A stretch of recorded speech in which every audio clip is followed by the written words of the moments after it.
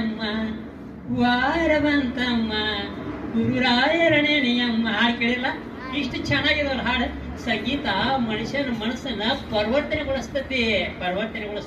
ಹಾಡ್ಬೇಕು, ಖುಷಿ ಖುಷಿಯಾಗಿ ಭಕ್ತಿ ಗೀತೆಗಳನ್ನ ಹಾಡ್ಬೇಕು, ಜಾನಪದ ಕಲೆಗಳನ್ನ ಉಳಿಸ್ಬೇಕು, ಸಾಹಿತ್ಯನ ಬೆಳೆಸ್ಬೇಕು. ಅದಕ್ಕೆ ಹಾಡ್ಬೇಕು, ಓದಿನ ಜೊತೆಗೆ ಇವೆಲ್ಲ ಮಾಡ್ಬೇಕು. ಯಾಕಂದ್ರೆ ನಿಮ್ಮ ಓದಿನ ಜೊತೆಗೆ ಗುರುಗಳು ಇಂಪಾರ್ಟೆಂಟ್. ಗುರು ಇದ್ರೆ ನಾವು ಏನಾದ್ರೂ ಕಾಣ್ಬೋದು, ಹೌದಲ್ಲ, ಏನಾದ್ರೂ ಪಡ್ಕೋಬಹುದು. ಗುರಿ ಇಲ್ಲ ಅಂದ್ರೆ ಏನು ಪಡ್ಕೊಳಕ್ಕಾಗಲ್ಲ. ನಾವು ಗುರಿ ಬೇಕು, ನಮ್ಮ ಹತ್ರ ಗುರಿ ಇರ್ಬೇಕು. ಹಿಂದೆ ಗುರುಗಳು ಇದ್ದೇ ಇರ್ತಾರೆ, ಸದಾಕಾಲ ಇರ್ತಾರೆ.